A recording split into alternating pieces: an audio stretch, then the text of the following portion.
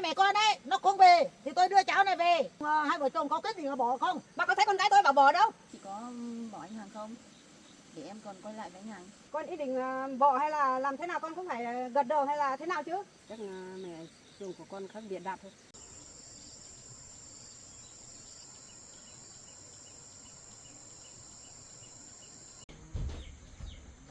Con đi chuẩn bị đi làm giờ á? Vâng mẹ, đi làm. Này con ạ, mẹ muốn có tí chuyện nói với con. Chuyện với mẹ. Bây giờ thì con ấy, mẹ thì muốn giữ đứa cháu ở đây. Mẹ đã quyết định rồi, mẹ đã tính hết rồi. Giờ giữ đứa cháu cho nó đứa cháu ở đây thôi. Thì sau này cho đứa cháu này lại quay lại với con. Thế con cũng trước cũng đã có một đứa con rồi. Thì mình đằng nào mình cũng không bỏ nhau được. Thì đứa con dâu ấy đã bỏ con rồi, đã bỏ đi rồi. Thì bây giờ con lại quay lại thôi, quay lại lấy cháu này thôi con ạ. Không, mẹ có quyết định gì ở đây đâu. Cái đấy ấy, quyết định này phải do con thôi. Con không cho cô ấy ở đây đâu. Bây giờ ấy, con sẽ không bao giờ lấy cô ấy. Con bây giờ con chỉ có lấy vợ con thôi. Và lại vợ con bây giờ đã ở ngoài kia. Để cho vợ con suy nghĩ đã. Chứ mẹ không phải vội vội vàng cái gì hết. Đấy chuyện của con để con nó tự giải quyết. Mẹ là quyết định của con ạ. Cho đứa cháu ở đây thôi.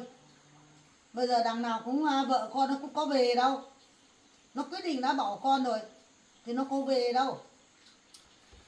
Con đã nhắc với mẹ bao nhiêu lần rồi. Vợ con tạm thời chưa muốn coi về thôi. Cứ để cho vợ con ở dưới đấy suy nghĩ mấy hôm đã. Chứ mẹ vội vàng cái gì cái chuyện này. Và lại chuyện này ấy, thì cũng do mình mà ra chứ không phải từ do vợ con mà ra đâu. Cho nên mọi chuyện ấy cứ để từ từ để con giải quyết. Chứ không phải là mẹ thích này nọ thì mẹ thích lấy đến nào lấy giấy thế à. Con lúc nào cũng bảo để nó suy nghĩ đấy. Nó suy nghĩ nó bỏ con thôi. Nó quyết định bỏ con rồi.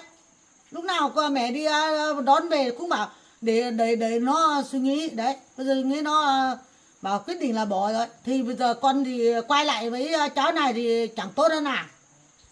Con thì với cháu này đấy cũng đã có một đứa con rồi. Thì bây giờ nó quay lại lấy nhau vẫn được mà. Cháu kia đấy nó lại chồng nó đã bỏ rồi, cũng ly hôn hết rồi. Thì bây giờ là quay lại với nhau thì chẳng tốt hơn à. Không. Còn có một con nữa, đứa con nữa, con hổ nhau nuôi chứ. Được đâu, con quyết định không qua lại đâu. Và lại con với cô ấy với em ấy thì có tình cảm gì đâu. Đây thì chuyện quá khứ thì cứ để nó qua đi. Nhắc lại làm cái gì. Con bảo không có tình cảm à? Không có tình cảm mà lại trước đã có tình cảm rồi mới phải có đứa con rồi chứ. Bây giờ thì chồng nó cũng bỏ rồi, thì mình quay lại nó lấy nhau thì cũng tốt rồi mà. Có sao đâu. Cứ nhắc đi nhắc về. Lúc nào cũng bảo đi lấy con dâu kia, con dâu đã bỏ rồi. Lúc mẹ đi ấy, con bác mẹ nó còn viết giấy cho mẹ xem ấy. Bảo con đi lấy người khác đi. Con không lấy nữa, đã nói thế rồi. Nói thẳng vào mặt con rồi. Thì con cứ bảo suy nghĩ, lúc nào cũng bảo suy nghĩ. Lấy cháu này đi. Nó chẳng tốt hơn à. Con thì đứa con về cũng bảo có bố có mẹ chứ. Đúng rồi đấy anh ạ. Nhưng mà bây giờ ấy, vợ anh mà đã muốn ly hôn với anh rồi ấy, thì anh quay lại với em đi. Dù sao thì em với chồng em cũng đã ly hôn với nhau xong hết rồi. Bây giờ anh quay lại với em cũng được mà. Dù sao thì mình cũng có một đứa con. Hai người quay lại với nhau thành một gia đình thì ấm cúng lắm mà anh. Con bây giờ đi học về ấy, có bố có mẹ ở với nhau, không phải vui hơn à? Biết là như vậy rồi, nếu mà có con về ấy, thì sẽ như vậy. Nhưng mà thôi em từ bỏ cái ý định đấy đi. Anh sẽ không bao giờ quay lại với em đâu. Còn cứ nghe cháu này đi. Cháu này nói đúng mà. Mẹ, con nhắc mẹ nhiều lần lắm rồi. Con chẳng muốn nói chuyện với mẹ. Vợ em ấy, bây giờ ấy, ở trên nhà anh thì tạm thời thì em không nên ở đây đâu. Em đi xuống dưới nhà mẹ anh ở cũng được. Chứ bây giờ em ở đây ấy, vợ anh mà biết ấy, thì chắc chắn vợ anh sẽ lại trách anh. Cho nên tốt nhất thì em đi xuống dưới nhà mẹ anh ở 1-2 hôm, sau là con về rồi thăm con, sau là em lại đi tiếp thì cũng được. con cứ giày vò của bản thân của con này à? Con đi lấy cháu này chẳng tốt hơn à? Mà lúc nào cũng nghĩ về cái đứa con dâu kia à? Vợ con thì nó có thương con đâu. Nếu thương con thì nó về rồi. Không thương con thì mới bỏ con nó đi thế này thôi. Bây giờ thì con cứ nghe lời mẹ đi. Quay lại với cháu này đi. Con nhắc mẹ bao nhiêu lần, con sẽ không quay lại đâu. Với lại con sẽ không quay lại với em này đâu. Con chỉ bây giờ con chỉ nghĩ sao làm kiểu gì để đón được vợ con về thôi. Chứ còn chuyện này thì con không bao giờ nhất trí đâu. Kể cả mẹ với em có nhất trí hay tự quyết định thì cái đấy cũng không bao giờ đâu nhá. Con suốt ngày mà quyết định là đón vợ con thì chẳng khổ thân lắm à? Nó có về đâu. Thì cái đấy là việc của hai vợ chồng con, mẹ không cần phải can thiệp sâu vào làm gì cả. Thì hai vợ chồng con tự nói chuyện, tự biết nói chuyện. Chứ mẹ mà cứ đi nói chuyện là chỉ có hỏng hết việc, chả được cái chuyện gì đâu mà. Mẹ chỉ muốn tốt cho con thôi. Thì mẹ mới nói thế thôi. Thì đằng nào cũng con kia cũng đứa con cũng không về rồi thì con cứ quay lại với cháu này thì nó chẳng tốt hơn à? Đúng Nó rồi đấy có anh ạ. điểm gì đâu mà xấu đâu. Đúng rồi đấy anh ạ. Anh cứ suy nghĩ lại đi. Dù sao thì ngày xưa mình cũng đã từng có tình cảm với nhau, cũng có với nhau một đứa con rồi, anh cứ suy nghĩ lại đi. Thôi em ạ, anh bảo em mấy lần rồi, em cứ từ bỏ cái ý nghĩ đấy đi. Anh sẽ không bao giờ quay lại với em đâu. Lại chuyện ngày xưa ấy thì chuyện đấy thì cũng không phải là chuyện đấy, cũng ngoài ý muốn của mình thôi, chứ không phải là vì tình yêu gì đâu mà mình có được đứa con đâu. Đấy thì giờ quá khứ rồi thì thôi mình không nhắc lại nữa. Còn cái chuyện hiện tại bây giờ ấy thì em đừng suy nghĩ đến những điều em muốn quay lại với anh nữa. Anh sẽ không bao giờ chấp nhận em đâu. Cháu này cũng tốt mà, hiền lành nữa, con biết chăm chỉ nó làm việc nữa, con biết đẻ con nữa. Thì con cứ chê nọ chê kia làm thế nào mà cứ nghĩ về cái đứa kia đã bỏ đi rồi mà cứ lúc nào cũng bảo để con là suy nghĩ lại à? Con cứ nghe lời mẹ đi, lấy cháu này xem nào, cháu tốt đẹp hơn à? Mẹ là nhắc đến chuyện này này, đau đầu lắm. Tốt nhất đấy, mẹ ở nhà đi, con đi làm việc đây, con còn nhiều việc lắm. Mẹ em ấy, lát nữa xem thế nào thì đi xuống dưới nhà mẹ anh ở tạm vài hôm đi, xong là chờ con đi học về xong về nhà thăm, xong là lại đi làm việc gì thì cứ đi làm thôi. Con làm thế con cháu ở đây được mà. Thua rồi, đứa con này không nghe nói à? Cứ nói đến là nhắc đến là bỏ nhà đi rồi.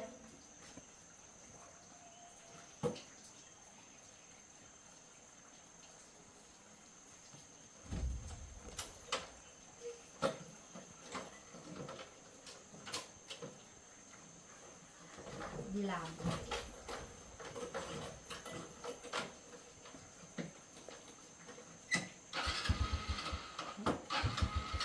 không nói được đâu mà, có mấy câu nó lại đi đâu và đi làm.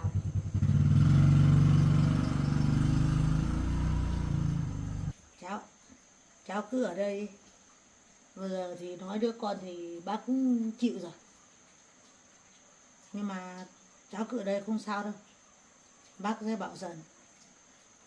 Nhưng mà cháu thấy anh ấy cái kiểu không thích cháu nữa ấy. Chắc anh ấy không chịu đâu bác ạ. Cháu cứ ở đây đi, bác bảo dần, sau này nó sẽ chịu, đấy thích thôi mà. Nếu đứa con dâu kia ấy, nó không về thật thì nó vẫn quay lại thôi mà cháu. Mình cũng còn đứa con nữa. Thôi cháu cứ ở đây với bác đi. Không được thì đi cháu với bác xuống dưới đi đạp con cơm nói chuyện thế nào. Thế nào? Cháu không phải nghĩ nhiều đâu. Cháu với bác xuống dưới đi. Xuống dưới bảo con cơm mới bảo bây giờ cháu lại quay lại với con bác rồi. Ha? Đi. Đi xuống dưới xem nào. gặp nó.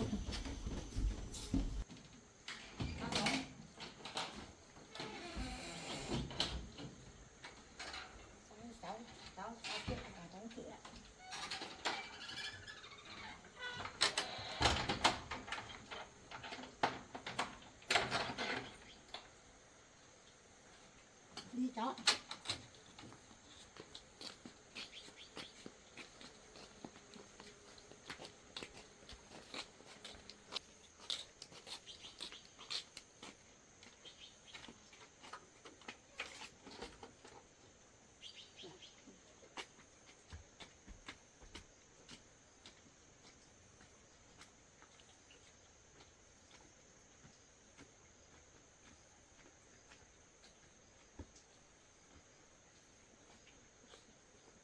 Đi đường này thôi, đi đường kia xa lắm.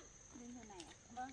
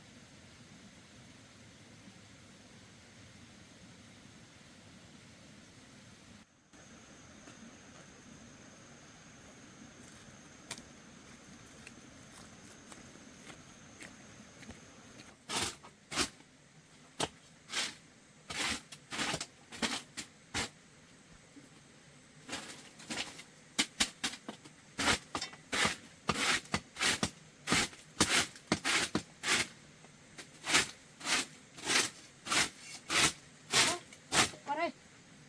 Các bà kia dẫn ai về nhỉ? Bạn lại làm vườn đây ạ? Làm một tí sửa một tí cái vườn này, trên này sắp đổ. Em ăn gì ạ? Thế cháu xuống rồi chưa? Cháu mới về hôm qua. Đấy, bà. Hôm nay tôi lại đưa cháu ở đây xuống đây. Là con dâu không về, bây giờ là tao lấy con dâu mới đấy. Sao bà làm như thế được?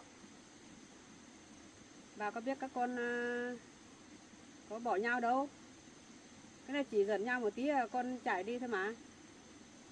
Mà giận mà đi bảo mái là khó về đâu. Con dâu thì không về. Thì cả hai mẹ con nó ở đây rồi thì phải đưa cháu về báo cho bà biết. Cho bà biết với con biết. Là nếu các con không về bây giờ tôi là quyết định nó lấy người khác rồi. Cho con trai rồi. Nó không bỏ là sao cho trốn về đây. Nó trốn về đây thì bỏ rồi. Thì bây giờ đấy tôi phải lấy cháu này. Từ đây cháu này về làm dâu nhà tôi. Tôi đã bảo hết con trai rồi. Bây giờ thì phải lấy cháu này. Thì con trai không nhất trí rồi. Thì tôi phải xuống đây về thông báo cho bà biết. Theo tôi nghĩ không phải đâu. Các bà tự nói thôi. Làm gì con rể tôi mà bỏ con gái tôi dễ dàng như thế. Không có chuyện đó đâu. Bỏ thật đấy. Bây giờ con dâu nó có về đâu. Bây giờ nó lấy cháu này rồi. Bây giờ cháu này ở nhà tôi rồi. Không phải đâu bà ơi. Bà tự nói thôi. Làm gì con rể mà bỏ được con gái của tôi. Không phải tự nói đâu. Tôi đã nói hết rồi. Chắc Con bà trai tự tôi nói cũng bảo rồi. hết rồi.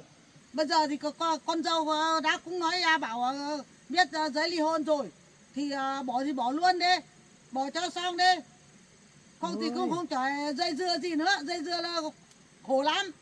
Thôi bà sao nói thế được. Mình cũng từ từ, chuyện gì mình cũng phải từ từ chứ. Sao một phát bà bảo con trai của bà bỏ con gái tôi làm sao được. Sao mà không bỏ? Không bỏ tại sao mà bà còn đưa con gái hai mẹ con về ở đây suốt rồi. Thế con trai thì về nhà có ai mà chăm sóc đâu. Bây giờ phải lấy người khác về còn chăm sóc cho cháu về cho nó chứ. Nó còn đi làm chứ. Bây giờ thì con dâu suốt ngày ở đây thì đi làm ai về, con đi làm về ai chăm sóc cho con. Nhưng phải tìm người khác về chăm sóc cho chứ. Thì con gái tôi cũng hơi giận một tí, xong là có một chút chuyện nó hơi giận, xong nó chạy xuống đây để ở một thời gian để suy nghĩ lại thôi. Bà nghĩ thế nào đấy chứ? con gái bà đã quyết định đã bỏ con trai rồi. Ôi bà, tôi không cho con gái tôi bỏ đâu. Tôi vẫn còn khuyên mãi mà. Bà thì lúc nào cũng bảo từ từ từ. Đợi tôi khuyên cái gì khuyên. Tại con gái của bà đây này, nó xuống đây về ở rồi, đã bỏ con trai tôi trước rồi. Thì bây giờ bà còn bảo khuyên thế nào? Ôi bà sao nói căng thế, tôi cũng từ từ khuyên mà, có phải một phát là khuyên, một phát là con gái nghe đâu. Con gái nó kiểu đang giận thì mình cũng phải từ từ khuyên chứ. Nhưng mà tại con gái của bà nó bỏ trước con của tôi mà. Chưa bỏ đâu bà. Nó bỏ xong chạy về đây rồi. Bỏ bây giờ bỏ cả Chưa nhà bỏ kia, đâu. có ai ở đâu. Nó giận Không một phải tí bỏ thôi à? mà. Nó chưa bỏ đâu bà. Tưởng giận một tí là bỏ đi, giận một tí là bỏ đi là nên à? Không nên đâu. Chuyện gì bà cũng từ từ, sao nóng vội thế bà? Nóng vội cái gì? Mình từ cái gì từ? Đã bỏ về lâu lắm rồi. Đâu một tháng trời đây rồi. Nó có về đâu. Tôi cũng khuyên dần mà. Khuyên suốt rồi này. Có con dâu có về đâu. Bây giờ được khuyên được một tháng trời đây rồi. Thì lúc nào cũng bảo từ từ cái gì? Bây giờ con dâu ấy. Đã tôi cũng về hổ khuyên đây này. Khuyên nó có về đâu. Con bảo viết giấy ly hôn. Bảo ly hôn bảo cho con trai tôi đi lấy người khác rồi. Thì bây giờ còn bà nói nào? Tôi cũng không cho con gái tôi ly hôn đâu. Không cho thì lúc đấy tôi xuống ấy. Nó còn viết giấy bảo ly hôn rồi cho con trai tôi đi lấy người khác rồi. Tôi không cho đâu bà. Tôi quyết định phải cho con gái tôi phải lấy con trai của bà đấy. Thôi bây giờ tốt nhất là bỏ hẳn đi. Bỏ hẳn tôi đã lấy được cháu này về rồi. Thì cháu này thì còn có con nữa. Bà nói thế nhưng mà con trai của bà có lấy cháu này không? Cháu đã nói, bà đã nói rồi, tôi đã nói rồi, nói với con trai rồi. Là quyết định nó lấy rồi. Tôi chưa chắc bà nói thế nhưng mà chưa chắc con rể đã lấy cháu này. Lấy mà. Tôi đã hỏi con trai ý kiến hết rồi. Con trai bảo cứ cho nó ở đây đã. Đấy. Chẳng phải nói con trai cũng thích rồi à? Nếu lấy cháu này đấy con để được cho cháu mình bé nữa. Lấy con gái của bà đó có biết để con đâu. Có được đứa nào đâu. Nó nở hàng đống tiền xong mới trốn ra đây mà ở đấy. Bà cứ tưởng con gái không phải tại con gái là tại ai. Tại bà. Ngày xưa bà lấy thuốc cho con gái tôi uống. Không thì bây giờ con gái tôi có cháu chắc còn lớn rồi. Bây giờ bà còn trách tôi à? Trách con gái tôi à? Chính là tại bà. Nếu tôi không lấy thuốc cho nó uống cũng không có con đâu. Cái người này không có con đâu. Từ trước đến bây giờ lấy được mấy năm trời mà có con đâu. Nhưng mà nếu bà không lấy thuốc thì con gái tôi sao không có con? Đúng tôi phải có chứ. Bà đó. Bà lấy thuốc đó. Không tại bà là tại ai? Bây giờ bà lại quay lại trách hai mẹ con tôi à? Chính bà là bà lấy thuốc. Con gái tôi mới như thế. Tôi không có lúc đầu nó có lấy đâu.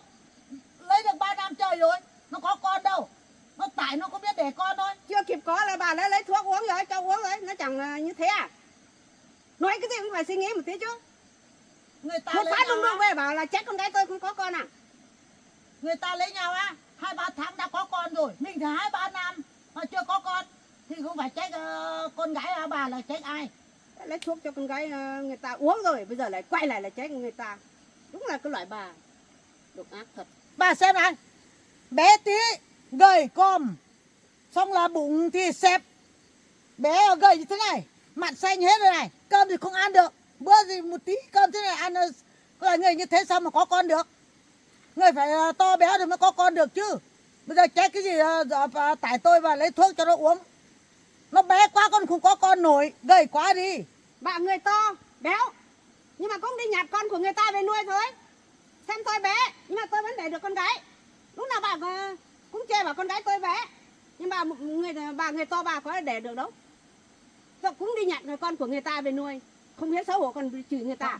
Tôi thì tôi không muốn để thôi. Nếu tôi để tôi vẫn để được mà. Để thì để đi. Tôi không muốn để thì tôi mới đi nhặt nuôi thôi. Không thì tôi vẫn để được mà. Có loại người không có con mà giờ vợ chửi người ta. Không biết xấu hổ à? Như tôi xấu hổ lắm đấy. Xấu hổ cái gì? Tôi bây giờ vẫn có con đấy. Đi nhặt con của người ta về nuôi có phải con của bà đâu. Tôi còn trẻ đấy. Tôi cũng xinh lắm mà. Tôi muốn giữ eo rồi tôi cũng muốn để thôi. Xinh lắm đấy nhỉ, bà xinh ngày xưa xinh lắm đấy nhỉ. Béo như là con lợn đấy, xinh. Ngày xưa tao trẻ tôi đẹp lắm, xinh lắm. Vợ nói bảo sinh tôi nhìn thấy xấu lắm, cái mồm ác nữa. Tôi chả thấy gì muốn nhìn đâu. Tôi chỉ nuôi một đứa để nuôi mình là được rồi. Tôi không nuôi nhiều, không thì tôi đẻ đời nhả. Tôi không tin bà đâu. Bây giờ tôi mới thế thôi. Trước tôi giữ eo đẹp lắm, xinh ngãi lắm. Bà bảo giữ eo á. Ăn thì ăn tham, ăn nhiều nữa. Một bữa là một con gà ăn hết. 120 quả trứng cũng ăn hết. Giữ eo á. Người ta giữ eo người ta ăn ít thôi. Bây giờ đấy, tôi già ấy. Bây giờ tôi là có điều kiện thì tôi phải ăn tốt chứ. Có thịt, có gà, có trứng tôi phải ăn cho đầy đủ chứ. Không như bà đâu. Bà muốn ăn thì bà thì nghèo thì không có tiền thì mua ăn thì mới mà không có tiền mua ăn thôi. Muốn ăn thì cũng không có tiền mua rồi. Thì nó phải chịu khổ mới phải gầy thế này, gầy còm thế này. Tôi ăn gầy còm thôi nhưng mà tôi không đi xin ai đâu. Bà bảo ăn nhiều, có khả năng ăn, bà ăn nhiều á, bà người giàu á. Bà còn đi ăn trộm gà của hai mẹ con tôi. Trước ấy, bà không nhớ à? Tôi đi ăn tôi cũng đi nuôi, tôi nuôi khó tôi phải bắt về mủ ăn. Tôi có phải ăn trộm của người ta đâu. Lười như cái gì? Suốt Ăn ngày trộm tôi ở đây đi tôi nuôi đi á? chăm sóc tôi nuôi tôi phải ăn chứ. Thấy một con gà ở chuồng là lúc nào cũng bảo ui phải một gà ăn cơ. Tôi Thế chẳng thấy béo à? gà đấy tôi nuôi tôi hổ nuôi tôi phải ăn. Này con Nhưng tôi mà ăn nó mình phải có tiền mình để mua một ăn. phần chứ để dành để ăn để bữa khác chứ. Nhưng mà mình ăn mà một bữa mà ăn hết hẳn một con gà 20 quả trứng cứ ăn hết. Sao Cơm không ăn là 2-3 bát. Tôi Thế có cái điều bụng này kiện. chẳng như thùng phi à. Đấy, bà bảo có tiền ăn. Bây giờ nở hàng đống cho các con đấy. Bây giờ các con nở tiền là chúng giả cả của bà nữa. Thế bà không nhớ à? Còn chúng con gái tôi đi hổ bà làm thuê đấy. Với cái ông cho cái ông bác kia ấy. Còn 15 triệu đấy. Bà không nhớ à? Cái đấy thì có mỗi 15 triệu tiền thôi, có được gì nhiều. Bà bảo khối tiền bà lấy đi giả đi. Tuổi mà đi làm thuê làm gì? Người phụ chân tay phải làm nếu mà có tiền chứ. Như tôi nói bà bảo tôi tôi đi làm đâu, tôi thuê, không tôi nở cứ như đi thế làm đâu. tiền. Tôi là nghèo, tôi là công nhận là tôi nghèo, hai mẹ con tôi nghèo thật nhưng mà tôi không nở ai. Trong làng hàng xóm tôi không nở ai. Thế không nở Bà thì bảo bà giàu bà còn nở hàng mười mấy triệu. thế thì bà không nở tại sao mà hai mẹ con mà trốn ra đây? Chẳng Hay vì là cái tại tiền. bà? Vì Tại tiền. ai? Vì bà ngày mấy năm trước bà hãm hại con gái tôi bây giờ chẳng tuổi là tuổi của bà, lỗi là lỗi của bà. Lỗi của bà á, lỗi của tôi Không á. của bà là của ai? Đây là tại hai mẹ con nợ nhiều Tại nó bà. trốn nợ đây này. Không trốn nợ là tội gì mà ở đây. Tại bà lấy thuốc cho con gái tôi uống mới như thế. Tôi Thì không không nói xảy gì ra nhiều. cái chuyện này đâu.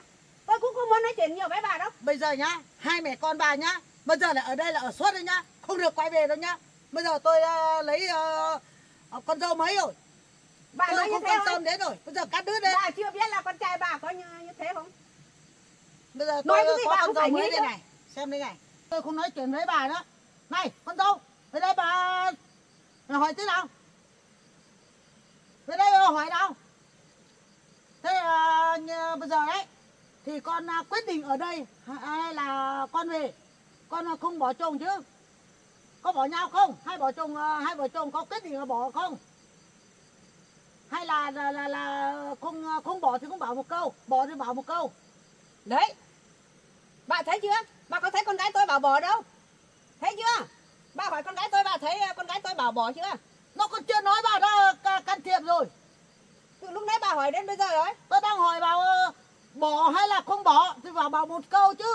Đây là tại bà. Ý bà sao khác muốn bỏ. Bà mới giả vờ với chửi hai mẹ con tôi. Nếu Không. mà con bỏ thì bảo một câu thì dứt khoát đi. Bỏ dứt khoát đi. Thì mẹ đi lấy đứa khác cho. Nếu con gái tôi ý định bỏ ấy, thì bà hỏi một câu nó chẳng gật đầu à? Con thấy gật đầu đâu? Tuy rằng không biết nói thật nhưng mà có gật đầu đâu. Bà hay cái đôi má bà nhìn thấy con gái tôi gật đầu không? Gần đầu là cái là tại bà đó. Bà ngăn cản nó. Nó có dám mà nói đâu. Thế bây giờ ý chị như thế nào? Chị có bỏ anh Hằng không? Để em còn quay lại với anh Hằng. Dù sao thì bọn em có một đứa con rồi. Em muốn quay lại để nuôi con em nữa. Nó nói nghe xem nào. Bỏ hay là không bỏ. Nói rõ ràng đi. Con giờ con nghĩ thế nào? Mẹ đã nói rồi. Mẹ khuyên con mãi rồi. Con ý định bỏ hay là làm thế nào con cũng phải gật đầu hay là thế nào chứ. Chứ mà đứng Thế này thì không được đâu. Mẹ đã nói rồi, phải nghe lời mẹ. Bây giờ khổ thì khổ mẹ thôi, khổ cả con nữa, phải khổ ai? Đấy, bây giờ bà phải chửi mẹ đấy. Con biết chưa? Bỏ thì bỏ luôn đi, bảo bỏ luôn đi. Hoặc không bỏ thì nói rõ đi. Mẹ đã bảo rồi, đừng xuống đây mà ở. Bây giờ con tính thế nào? Bây giờ đấy, khổ mẹ rồi, khổ cả con nữa. Bây giờ con hối hận chưa? Mẹ đã khuyên mãi rồi, con không nghe lời mẹ. Bảo con hãy quay về ở với chồng con đi. Hai vợ chồng con nó sống với nhau là mấy năm nay rồi. Mẹ nhìn thấy rất hạnh phúc đấy, nhưng mà con một tí xảy ra một tí chuyện mà con chạy xuống đây. Ngày chung của con còn đưa cả cháu này nữa về nữa. Thế cháu ơi, bây giờ bác nói thế này, hai vợ chồng con gái của bác ấy thì chắc chưa bỏ nhau được đâu. Cháu hãy từ từ. Bác con gái của bác còn đang suy nghĩ mà, chưa bỏ nhau được đâu cháu ạ. Cháu hãy từ từ đi. Suy nghĩ cái gì? Cái chị ấy cũng đã xuống đây ở rồi. Nó có một tí chuyện nho nhỏ nó giận thì nó xuống mà. Bác đang khuyên chắc vài hôm nó hết giận nó lại về mà cháu. Sao cháu vội thế? Vội mà xuống đây mà ở với bà không ra này thế. Thôi, bà không nói nhiều nữa. Cháu nào nói là đúng thôi, cháu xuống đây là đúng thôi. Cái này là do tôi quyết thôi. Có phải mà do cháu này quyết đâu. Tôi đã quyết định rồi là đưa cháu về đây ở với tôi. Bà quyết tôi không nghe đâu. Tôi chỉ mong con rể tôi nói và tôi mới nghe. Không thì bà riêng bà quyết tôi không nghe đâu. Con rể con trai của bà quyết tôi mới nghe. Con trai tôi đã cũng nói hết rồi. Tôi không Con tin trai đâu. là bây giờ nhá. Con trai với cháu này đã cũng có một đứa con rồi. Thì sớm muộn nó cũng phải quay lại thôi. Tôi không tin bà những lời bà nói đâu. Tôi thấy con trai của bà rất yêu thương con gái tôi đấy. Yêu thương cái gì? Bây giờ bỏ về ở đây rồi có lúc nào bảo yêu thương. Lúc nào cũng bảo để tôi khuyên đã, để tôi khuyên cái gì? Khuyên mà có nghe đâu. Con gái bà không nghe đâu. Tôi khuyên dần nó sắc nghe. Bà cứ yên tâm đi. Lúc nào cũng bỏ. Thế thì bỏ thôi, bỏ luôn đi. Đã nói ly hôn hết rồi. Bà viết giấy ly hôn đi lấy người khác rồi. Thì bỏ luôn đi. Con gái tôi nói thế thôi mà tôi không cho ly hôn đâu. Quyết định là do mẹ, do tôi mà. Bà có cái gì mà quyền? Quyền á, phải do hai vợ chồng nó quyết định thì mới phải nó mới viết. Bà cứ bảo quyền là do tôi, là bà quyết định làm cái gì nên. Bà nói như thế đấy, thì bà quá sai rồi đấy. Tôi nói không sai đâu. Bây giờ con cái thì nó quyết định là do con quyết định thôi. Chắc các con còn đang yêu nhau mà bà đã bắt bỏ nhau à? Chẳng qua dần một tí chuyện thôi mà bà kể thế mà bà bắt bỏ nhau à? Suốt ngày bảo Cháu kể cũng một thế. tí chuyện. Một tí mà vội vàng theo bà xuống đây làm gì? Xuống đây là do tôi. Tôi quyết định đưa nó lên về. Để thông báo cho bà biết. Bà hai mẹ con đấy, nó không về thì tôi đưa cháu này về. Tôi không tin đâu. Bà nghe thấy chưa? Con rể tôi rất yêu thương con gái tôi đấy. Giờ bà nói thế nào thì nói. Bà thử nói thôi. Tôi không tin những lời bà nói đâu. Không tin thì mặc kệ bà. Mai bà sẽ biết. Bà xem nào, con gái của bà đây. Con im được đấy. Im như hết đây này. Nó có bỏ hay là không bỏ, có nói câu nào đâu. Nó Bà xem nào. Nó đang thời điểm mà nó giận, nó đang suy nghĩ mà. Suy Bà nghĩ lúc cái nào gì cũng suy trách nghĩ? trách cái gì? Tại cái mồm của bà cũng ác quá đi. Suy nghĩ mà suy nghĩ giờ này à? Từ lúc tôi về đón đấy. Cả con ấy về đón mái nó có bảo rồi. Con cứ từ từ suy nghĩ đó, suy nghĩ xong xem thế nào nó về nhá. Nó có về đâu. Suy nghĩ đến bây giờ à? Bây giờ đứng đây vẫn suy nghĩ à? Bây giờ tôi về đây tôi thông báo bà, bảo bà biết. Không nói thì bà không biết. Bây giờ đấy cháu này đấy là hai vợ chồng nó bỏ nhau rồi. Đã ly hôn hết rồi. Thì bây giờ tôi phải đưa về ở với tôi. Thôi, tôi không muốn nghe bà nói nhiều đi. Bà đi về đi. Ôi, tôi đau đầu lắm rồi. Không nói thì bà cũng không biết đâu mà. Cháu này đã bỏ nhau ly hôn xong rồi. Chẳng nghĩa là cho các con thì quay lại cũng được mà. Có gì đâu. Tôi phải thông báo cho bà biết chứ không thì bà có biết đâu. Đi về đi. tôi đau đầu lắm rồi. Thôi bây giờ tôi không nói chuyện với bà nữa, tôi chỉ về thông báo cho bà biết thôi.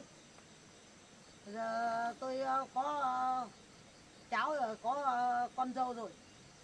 Thôi Tôi cũng không muốn nói chuyện với bà nhiều đâu. Bà đi về đi. Cháu đi về đi. con dâu ơi, mình đi về đấy nhỉ, đi về nhỉ, nói chuyện với bà này chán lắm. Tôi cũng Không không chịu không được. muốn nghe các bà nói với tôi Đi đâu. về. Vâng, đi Đây về. là chị nhá. Bây giờ bác.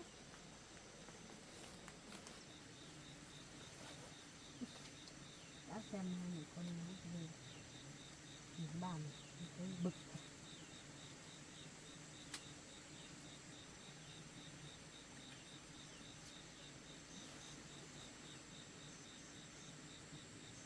Thôi con ơi, chuyện này á chắc là mẹ chồng của con khác bịa đặt thôi, mẹ không tin đâu. Chuyện này á thì không biết hôm nào con về xuống cơ, mẹ hỏi con về cơ mới rõ thôi. Con đừng buồn nhé, con không phải nghĩ cái gì đâu, không lo đâu. Chắc chồng con không bỏ con dễ dàng như thế đâu. Thôi, không nói nhiều nữa, để con đi làm việc. Dọn một tí, dọn một tí cái bếp này đó. Hôm nay bận quá. Con ạ, với lại mẹ ấy, mẹ còn thấy con rể yêu thương con lắm. Mẹ không tin chuyện này đâu. Chắc mẹ chồng của con là các kiểu bịa ra. Con đừng lo nhé. Hôm nào mẹ con mình gặp chồng con á, mình hỏi lại. Chắc chồng con không có như thế đâu. Nhé con nhé.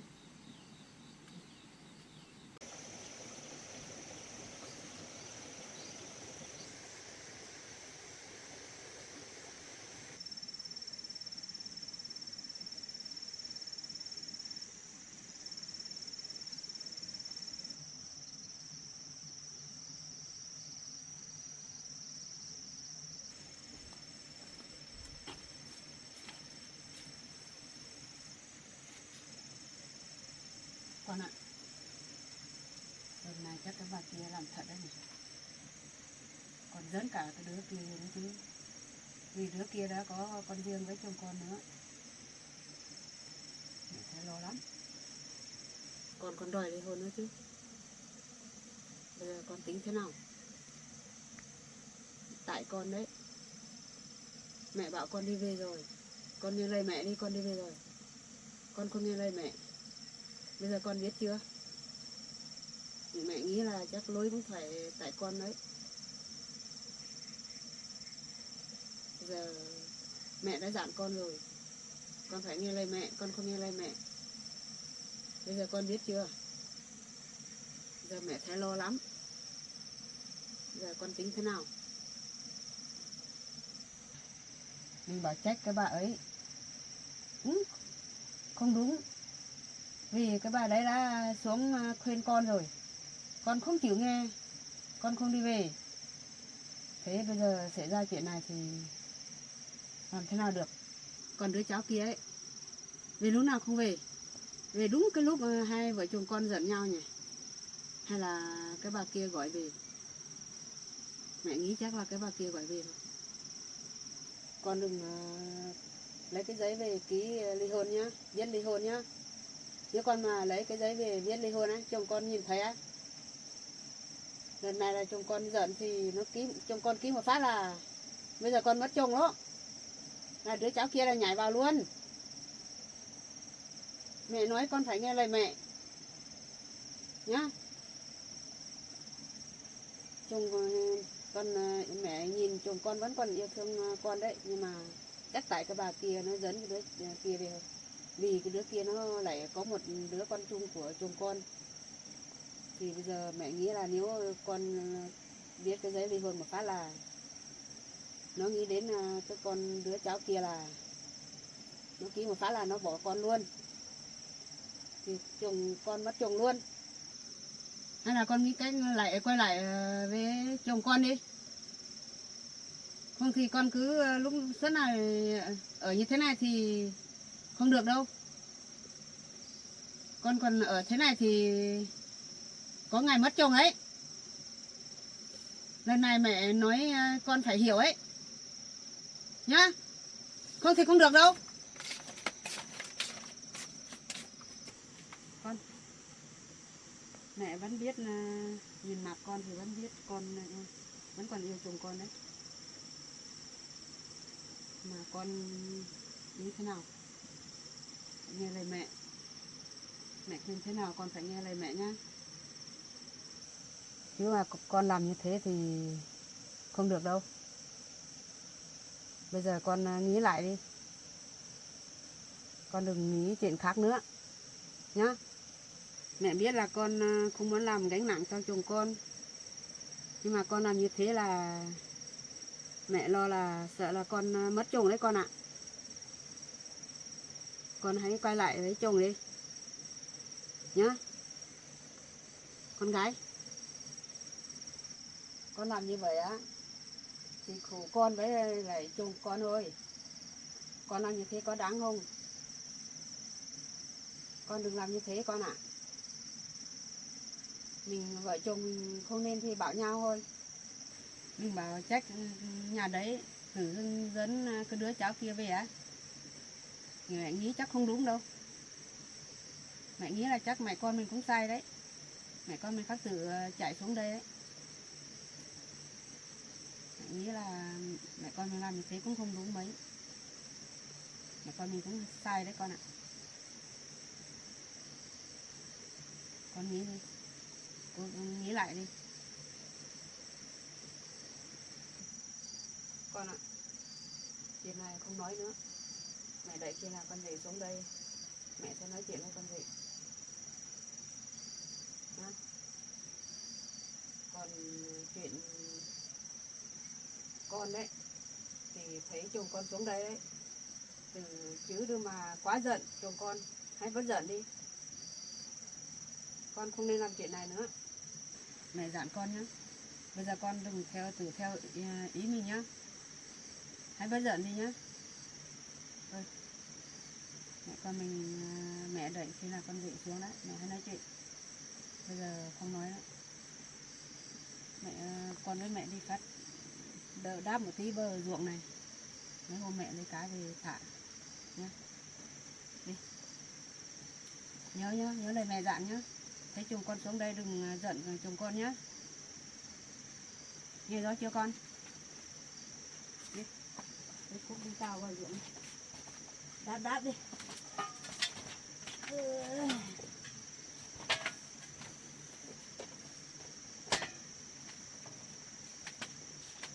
Đi con. Đáp chỗ nào thấp thì mẹ con mình đáp con mấy hôm mẹ lấy cá về. Hai mẹ con mình thả đây nhỉ con nhỉ? Mẹ con mình đáp cái bờ này cao một tí xong mấy hôm mẹ lấy cá về thả xong là thì thằng mẹ con mình lên đây còn có chỗ mà bắt cá về mình nấu ăn con ạ.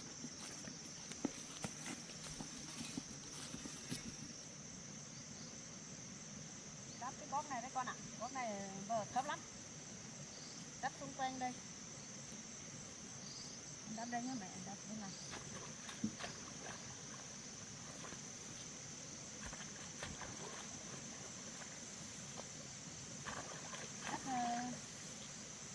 Đắp nhộ lấy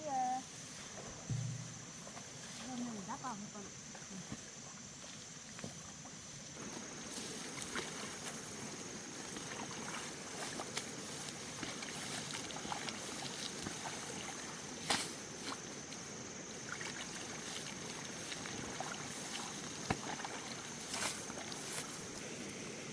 Ruộng này chắc mai mẹ lấy cá đi thả đấy. Sồ nhanh lắm đấy con ạ.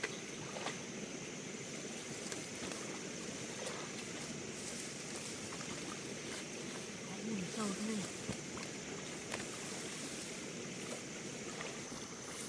Con ơi, đắp ra ngoài kia. Đồ kia cao rồi, đắp ra ngoài mẹ này. Còn con cao rồi.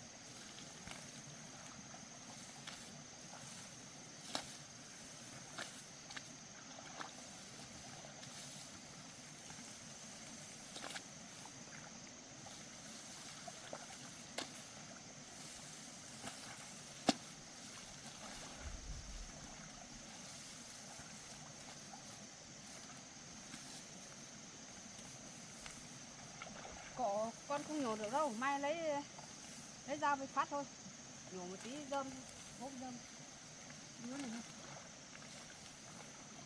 Đi cắt tay đấy con ạ.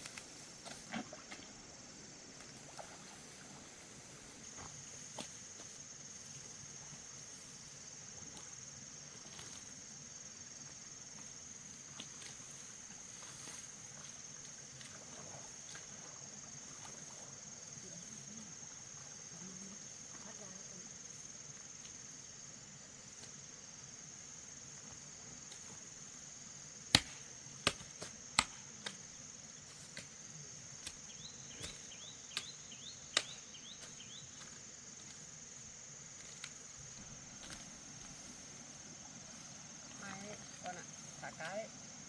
Lúc thả cá xong này con đan một cái thêm lên. Đây ở đây. Không thì nước đầy quá thì cá ấy chạy theo nước này ra đấy con.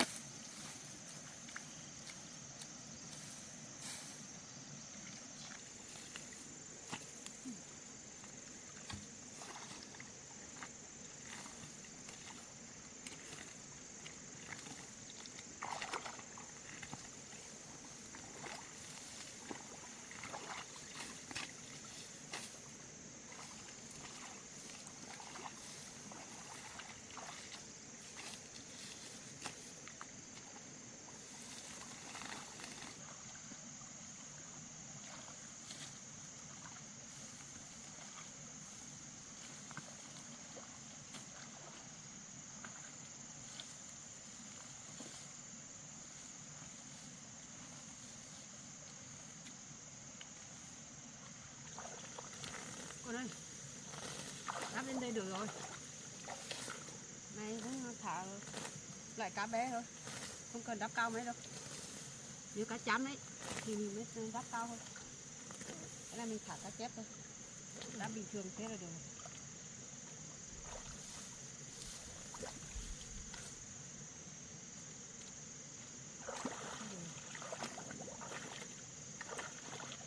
Đất lên này.